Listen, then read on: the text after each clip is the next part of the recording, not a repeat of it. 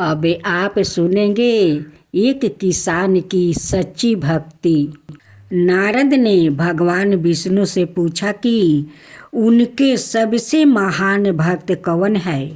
यह उम्मीद करते हुए कि उनका अपना नाम सुनने को मिलेगा, विष्णु ने एक साधारण किसान की ओर इशारा किया।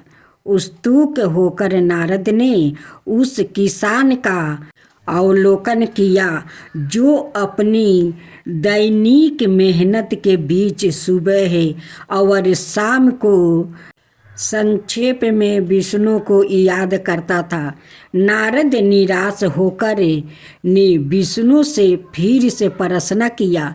विष्णु ने नारद से कहा कि वो पानी का एक बर्तन दुनिया भर में बिना गिराए घुमाए। नारद ने ऐसा किया, लेकिन यह महसूस किया कि उन्होंने एक बार भी विष्णु के बारे में नहीं सोचा।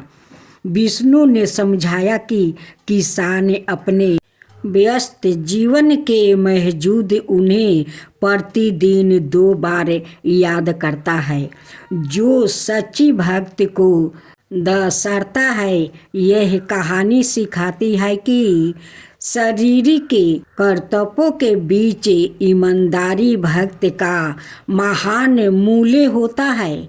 यह इस बात पर जोर देती है कि सच्ची भक्ति को दिव्या गुणवत्ता और निरंतरता से मापा जाता है, चाहे दैनिक जिम्मेदारियों के बीच ही क्यों ना हो।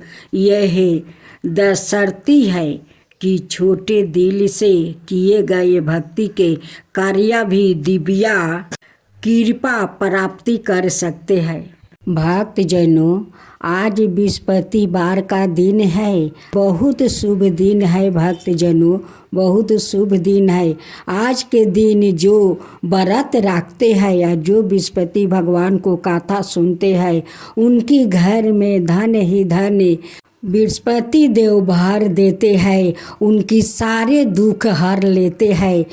हाँ भक्तजनों, आज का दिन बहुत शुभ है। आज का दिन बृहस्पति भगवान को कथा सुननी चाहिए, उनकी व्रत रखना चाहिए। आज का दिन जो व्यक्ति बृहस्पति भगवान को व्रत रखते हैं और उनकी कथा सुनते हैं, वो आज धन हो जाएंगे, धन हो जाएंगे। बृहस्पति भगवान खुश होकर उनकी घर में धन की वर्षा करेंगे। प्राचीन काल की बात है, एक ब्राह्मण और एक ब्राह्मणी थी। दोनों ब्राह्मण ब्राह्मणी विष्णु भगवान का बहुत बड़ा परम भक्त थे। विष्णु भगवान का श्रद्धा भक्ति से वो पूजा करते थे। दोनों को मन इतना साफा था, इतना साफा था कि वो कभी झूठ नहीं बोलते थे, जो बोलते वो सच ब्राह्मण बोलते थे। एक दिन विष्णु भगवान माँ लक्ष्मी से कहते हैं कि प्रिय लक्ष्मी, तुम तो हमेशा मेरे पैर दबाती रहती हो, इस बरहा से कभी तुम बाहर नहीं जाती हो। चलो आज हम दोनों आज बरमन करके आते हैं। माँ लक्ष्मी कहती है कि ठीक है प्रभुनाथ, आपका जैसी मर्जी जैसी इच्छा, मैं तो तैयार हूँ। विष्णु भगवान और माँ लक्ष्मी दोनों ब्राह्मण पर निकल पड़े। जाते जाते देखते हैं कि एक फूल का बगीचा है, उसमें रंग बिरंग का फूल है। लक्ष्मी कहती है कि प्रभुनाथ, ये कौन ऐसा आदमी इतना सुंदर फूल का बगीचा लगाया है, इतना सुंदर सुंदर रंग बिरंग के फूल है, उनकी हृदय कितना बड़ा होगा। विष्णु भगवान कहते हैं कि ये सुकु ब्राह्मण का फुलवारी है, वही तो ये फूल को सजाया है। माँ लक्ष्मी कहती है कि प्रभु, उनकी हृदय कितना पुलिसकार होगा, कितना सच्चा होगा, कितना उनकी हृदय महान होगा कि आज इतना सुंदर फूल का बगीचा सजाया है। जब वहाँ से दोनों आगे बढ़े तो दोनों ब्राह्मण ब्राह्मणी, उस दिन बृहस्पतिवार का दिन था और दोनों अपना द्वार पर बैठे हुए थे। तब इन विष्णु भगवान को नजर पड़ जाते हैं। कहते हैं कि देखो लक्ष्मी, वो जो ब्राह्मण ब्राह्मणी बैठे हैं उन्हीं ये बगीचा को सजाया है। तब माँ लक्ष्मी कहती है कि प्रभु चलिए उनसे हम लोग परीक्षा लेते हैं। विष्णु भगवान कहते हैं कि ठीक है लक्ष्मी, चलो ले लो परीक्षा। दोनों अपना बूढ़ा बूढ़ी का रूप धारण करते हैं। ऐसा रूप धारण करते हैं कि विष्णु भगवान का सारा शरीर का चमड़ा झूला हुआ है, माँ लक्ष्मी का शरीर का सारा चमड़ा झूला हुआ है। जैसे कुछ दूर रास्ते चले वैसे ही नारद जी भेटा जाते हैं, लेकिन नारद जी तो भगवान को नहीं पहचान पाए। विष्णु भगवान कहते हैं कि भाई सुकु ब्राह्मण का घर कहाँ है? तो अब नारद जी कहते हैं कि सुकु ब्राह्मण का वो जो घर दिखता है वही सुकु ब्राह्मण का घर है। विष्णु भगवान और माँ लक्ष्मी दोनों सुकु ब्राह्मण का दरवाजे पर पहुंच जाते हैं। उस समय ब्राह्मणी वो भोजन परोस रही थी। वैसा ही विष्णु भगवान कहते हैं कि कोई घर में है, इस भूखिया को भोजन कराओ। वैसा ही दोनों ब्राह्मण ब्राह्मणी बाहर निकल कर देखते हैं। कहते हैं ना कि जिसका मन साचा होता है वो भगवान को जरूर पहचान लेते हैं। जिसका मन में मैला होता है वो भगवान को द्वार पर गए हुए वो पहचान नहीं पाते हैं, उन्हें दूर दूरा देते हैं। और जिसका मन साफा है, जिसका मन भगवान पर हमेशा लगा रहता है वो भगवान को जरूर पहचान लेते हैं। तो वैसे ही हुआ सुकु ब्राह्मण को। सुकु ब्राह्मण और उनकी पत्नी दोनों विष्णु भगवान और माँ लक्ष्मी को पहचान लिया। ब्राह्मण ब्राह्मणी दोनों को अंदर लेकर गए, दो कुर्सी लगाया, दोनों पर आसन बिछाया, आसन बिछाकर उन पर वो दोनों को बैठाया। दोनों पति पत्नी वो दोनों को पैर पखारा। विष्णु भगवान और माँ लक्ष्मी को पैर पखारा हुआ जल वो दोनों ब्राह्मण ब्राह्मणी ग्रहण कर लेते हैं। विष्णु भगवान कहते हैं कि आहा, आप दोनों मेरे चरण को जल को ग्रहण क्यों किया? ब्राह्मणी कहती है कि भगवान ये जल मुझे कहाँ मिलेगा? ये इस जल के लिए तो मैं बहुत दिन से प्रतीक्षा कर रहा था कि कब मेरे भगवान आएंगे और उनकी चरण धोकर मैं ग्रहण करूंगी। आज तो वो दिन मिला है। आज तो साक्षात माता लक्ष्मी भी आई है, साक्षात विष्णु भगवान जी मेरे घर पधारे हैं और उन्हीं दोनों को पैर पखार कर आज हम ग्रहण करके आज मेरा आत्मा शांत हो गया है। भगवान हे माते, मेरा आत्मा शांत हो गया है। ये बात सुनकर विष्णु भगवान और माँ लक्ष्मी अब तो अपना रूप में आ जाते हैं। तब विष्णु भगवान कहते हैं कि लक्ष्मी देखा, यही है सच्चा भक्त। जो भक्त अपना भगवान को कोई रूप में हो वो पहचान लेते हैं, तो यही है सच्चा भक्त लक्ष्मी। माँ लक्ष्मी कहती है कि हाँ प्रभुनाथ, मैं देखा, अपना आँख से देखा ये सच्चा भक्त को। ये दुनिया में सच्चा भक्त है जो भगवान को आस्था लगाए रहते हैं कि कब मेरे भगवान से दर्शन होगा।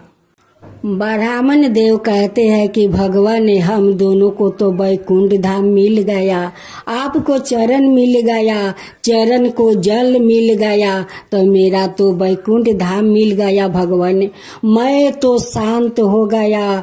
मेरा भाग्य कितना अच्छा है कि भगवान और माता लक्ष्मी से दर्शन हुआ।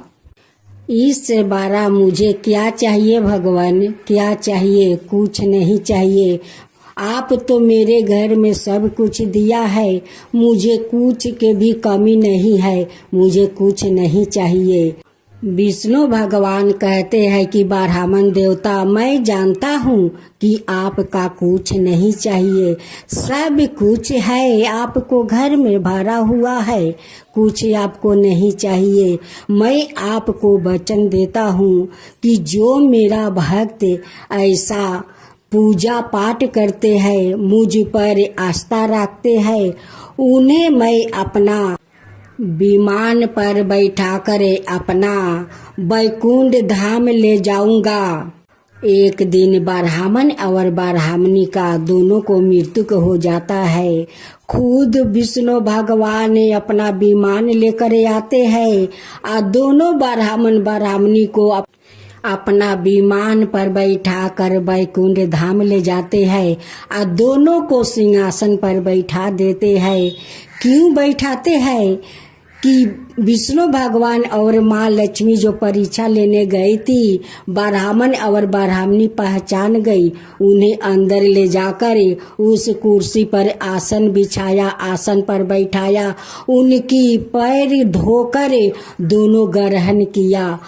उसी के प्रभाव से विष्णु भगवान और माता लक्ष्मी दोनों प्रसन्न हो गए और उनको मृत्यु के बाद अपना विमान पर बैठा कर वैकुंठ धाम ले गए और दोनों को इस सिंहासन पर बैठा दिया। तो भक्त जनों, इस ब्राह्मण और ब्राह्मणी के तरह भगवान पर आस्था रखना होगा, तभी न भगवान को दर्शन हो पाएगा। हम लोग के घर भिखू भिखार का रूप में भगवान आते हैं, लेकिन हम लोग पहचान नहीं पाते हैं। हम लोग तो उस ब्राह्मण ब्राह्मणी के तरह तो है नहीं कि हम लोग भगवान को पहचान सके। लेकिन हाँ, इतना कह सकती हूँ कि भगवान भिखू भिखार का रूप में ही आते हैं घर में परीक्षा लेने के लिए। उस लिए कोई भी भिखू भिखार का बिना दक्षिणा दिए घर से कभी निराश होकर नहीं जाने देना चाहिए। भक्त जनों, आज बृहस्पतिवार है। आप बृहस्पति भगवान की आज आप लोग कथा सुने। बृहस्पतिवार का जो लोग बृहस्पति देव के श्रद्धा भक्ति से कथा सुनते हैं, उस पर बृहस्पति देव प्रसन्न हो जाते हैं। बृहस्पति देव की जय हो, बृहस्पति देव की जय हो। प्राचीन समय की बात है, एक नगर में एक बड़ा व्यापारी रहता है। वो जहाजों में माल लाद कर दूसरे शहरों में भेजा करता है। वो जिस प्रकार अधिक धन कमाता है, उसी प्रकार जी खोलकर दान भी करता है। परंतु उसकी पत्नी अत्यंत कंजूस है। वो किसी को एक डमरी भी नहीं देने देती है। एक बार सेठ जब दूसरे देश में व्यापार करने गया, तो पीछे से बृहस्पति देव ने साधु भेष में उसकी पत्नी से भिक्षा मांगने आई। व्यापारी की पत्नी बृहस्पति देव से बोली, हे साधु महाराज, मैं इस दान और पुण्य से तंग आ गई हूँ। आप कोई उपाय बताइए जिससे मेरा सारा धन नष्ट हो जाए और मैं आराम से रह सकूं। मैं यह धन लुटाता हुआ नहीं देख सकती। बृहस्पति देव ने कहा, हे देवी, तुम बड़ी विचित्रा हो। संतान और धन से कोई दुखी होता है। अगर अधिक धन है तो इसे शुभ कामों में लगाया करो। कुंवारी कन्याओं का विवाह करवाओ, विद्यालय और बाग बगीचा का निर्माण करवाओ। ऐसे पूर्ण कार्य करने से तुम्हारा लोक परलोक सार्थक हो सकता है। परंतु साधु की इन बातों से व्यापारी की पत्नी को खुशी नहीं हुई।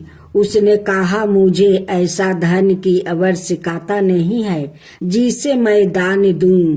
तब बृहस्पति देव बोले, यदि तुम्हारी ऐसी इच्छा है तुम एक उपाय करना, 7 बृहस्पतिवार घर को गोबर से लिपना, अपने केश को पीली मिट्टी से धोना, केशों को धोते समय स्नान करना, व्यापारी से हजामत बनाने को कहना, भोजन में मांस मदिरा खाना, कपड़े अपने घर धोना।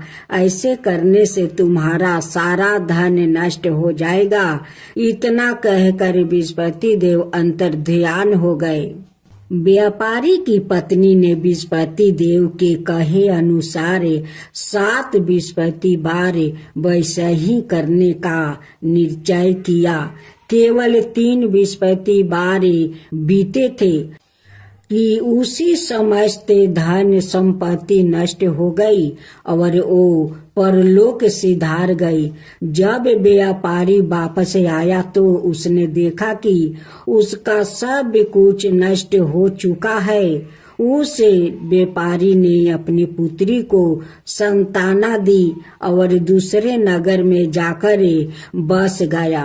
वहाँ वो जंगल से लकड़ी काट कर लाता और शहर में बेचता।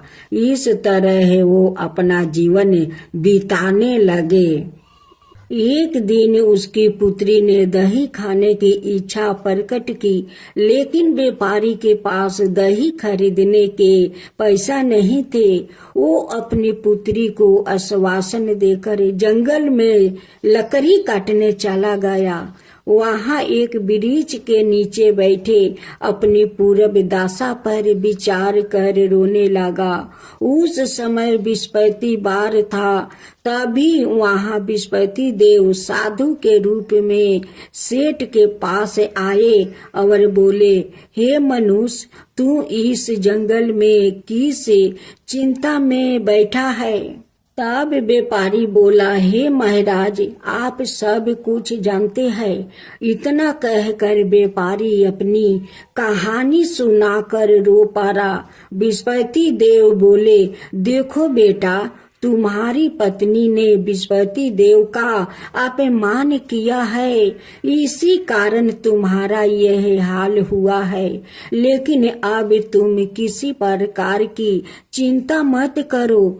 तुम गुरुवार के दिन बृहस्पति देव का पाठ करो। 2 पैसे के चने और गुड़ को लेकर जल के लोटे में शक्कर डालकर वो अमृत और प्रसाद अपने परिवार के सदस्यों और कथा सुनने वालों में बांट दो। सवाए भी प्रसाद और चरण मृत लो, भगवान तुम्हारा अवश्य कल्याण करेंगे। साधु की बात सुनकर व्यापारी बोला, महाराज, मुझे तो इतना भी नहीं बचता है कि मैं अपनी पुत्री को दही लाकर दे सकूं।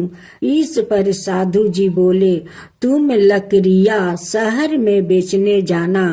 तुम्हें लकड़ियों के दाम पहले से चौगुने मिलेंगे, जिससे तुम्हारे सारे कार्य सिद्ध हो जाएगा। उसने लकड़ियां काटी और शहर में बेचने के लिए चल पड़ा। उसकी लकड़ियां अच्छे दाम में बिक गई, जिसे उसने अपनी पुत्री के लिए दही लिया और गुरुवार की कथा हेतु चाना गुड़ लेकर कथा की और प्रसाद बांट कर सवाए भी खाया। उसी दिन से उसकी सभी कठिनाइयां दूर होने लगी। परंतु अगले बृहस्पतिवार को वो कथा करना भूल गया। अगले दिन वहाँ के राजा ने एक बड़े यज्ञ का आयोजन कर पूरे नगर के लोगों के लिए भोजन का आयोजन किया है। राजा की आज्ञा अनुसार पूरा नगर राजा के महल में भोजन करने गया, लेकिन व्यापारी वो उसकी पुत्री तनिक विलंब से पहुँचे। अंत उन्हों दोनों को राजा ने महल में ले जाकर भोजन करवाया।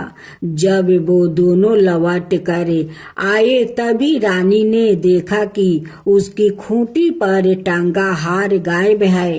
रानी को व्यापारी और उसकी पुत्री पर संदेह हुआ कि उसका हार उन दोनों ने ही चुराया है। राजा की आज्ञा से उन दोनों को कारावास की कोठरी में कैद कर दिया गया। कैद में पड़ कर दोनों अत्यंत दुखी हुए। वहां उन्होंने बृहस्पति देवता का स्मरण किया।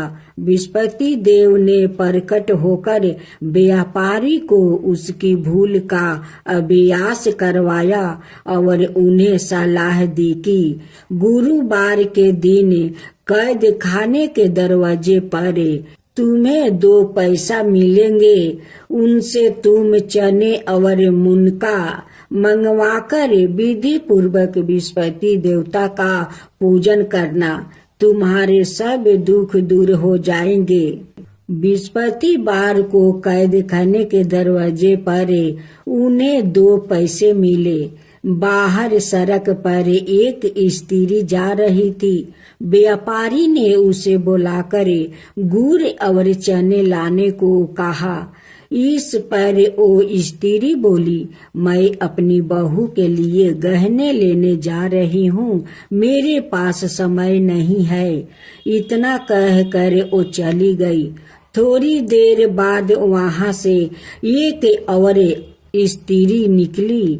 व्यापारी ने उसे बुलाकर कहा कि हे बहन, मुझे बृहस्पतिवार की कथा करानी है, तुम मुझे 2 पैसे का गुड़ चना ला दो। बृहस्पति देव का नाम सुनकर वो स्त्री बोली, भाई मैं तुम्हें अभी गुड़ चना लाकर देती हूँ। मेरा एकलौता पुत्र मर गया है। मैं उनके लिए कफन लेने जा रही थी, लेकिन मैं पहले तुम्हारा काम करूंगी, उसके बाद अपने पुत्र के लिए कफन लाऊंगी। वो स्त्री बाजार से व्यापारी के लिए गुड़ चना ले आई और सवाए भी बृहस्पति देव की कथा सुनी। कथा के समाप्त होने पर वो स्त्री कफन लेकर अपने घर गई। घर पर लोग उसके पुत्र की लाश को राम नाम सत्य है कहते हुए शमशान ले जाने की तैयारी कर रहे थे। स्त्री बोली, मुझे अपने बेटे का मुख देख लेने दो। अपने पुत्र का मुख देखकर उस स्त्री ने उसके मुंह में प्रसाद और चरना मृत डाल दिया। प्रसाद और चरना मृत के प्रभाव से वो पुनर्जीवित हो गया। पहली स्त्री जिसने बृहस्पति देव का निरादर किया था, वो जब अपने पुत्र के विवाह हेतु पुत्र वधू के लिए गहने लेकर लौटी और जैसे ही उसका पुत्र घोड़ी पर बैठकर निकला, वैसे ही घोड़ी ने ऐसी उछाल मारी कि वो घोड़ी से गिरकर मर गया। यह देख स्त्री रो रो कर बृहस्पति देव से क्षमा याचना करने लगी। उस स्त्री की मिनती से बृहस्पति देव साधु भेष में वहां पहुंचकर कहने लगे, देवी तुम्हें अधिक विलाप करने की आवश्यकता नहीं है।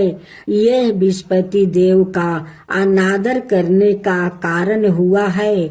तुम वापस जाकर मेरे भक्त से क्षमा मांगकर कथा सुनो, तब ही तुम्हारी मनोकामना पूरी होगी। जेल में जाकर उस स्त्री ने व्यापारी से माफी मांगी और कथा सुनी। कथा के उपरांत वो प्रसाद और चना मृत लेकर अपने घर वापस गई। घर आकर उसने चना मृत अपने मृत्यु पुत्र के मुख में डाली। चनर मृत के प्रभाव से उसका पुत्र भी जीवित हो उठा। उसी रात बृहस्पति देव राजा के सपने में आया और बोले, हे राजन, तुम जिस व्यापारी और उसके पुत्री को जेल में कैद कर रखा है वो बिल्कुल निर्दोष है। तुम्हारी रानी का हार वही खूंटी पर टंगा है। दिन निकला तो राजा रानी ने हार खूंटी पर लटका हुआ देखकर राजा ने उस व्यापारी और उसकी पुत्री को रिहा कर दिया और उन्हें आधे राज्य देकर उसकी पुत्री का विवाह ऊंचे कुल में करवाकर दहेज में हीरे जवाहरात दिया। ओम जय विस्पति देवा, जय विस्पति देवा, छीनी छीनी भोग लगाऊं केदली फल मेवा। ओम जय विस्पति देवा, जय विस्पति देवा। तुम पुराण परिमत माँ तुम अंतर्यामी, जगत पिता जगदीश्वर तुम ही सबके स्वामी। ओम जय विस्पति देवा, जय विस्पति देवा। चरनामृत निज निर्मल सबके पातक हरता, सकल मनोरथ दायक कृपा करो भक्तो। ओम जय विस्पति देवा, जय विस्पति देवा। तन मन धन अर्पण कर जो जन शरण पारे, प्रभु पर कट तब हो करे आकर दुआरे खारे। ओम जय विस्पति देवा, जय विस्पति देवा। दीन दयाल दया निधि भक्तन हितकारी, पाप दोष सब हरता भाव बंधन हारी। ओम जय विस्पति देवा, जय विस्पति देवा। सकल मनोरथ दायक सब संशय हरो, विषय विकार मिटाओ संतन सुखकारी। ओम जय विस्पति देवा, जय विस्पति देवा। जो कोई आरती तेरी प्रेम सहित गावे, जेठाय नंदय नंदन कर सो निश्चय पावे। ओम जय विस्पति देवा, जय विस्पति देवा। सब मिलकर बोलो विस्पति भगवान की जय, विस्पति देव की जय।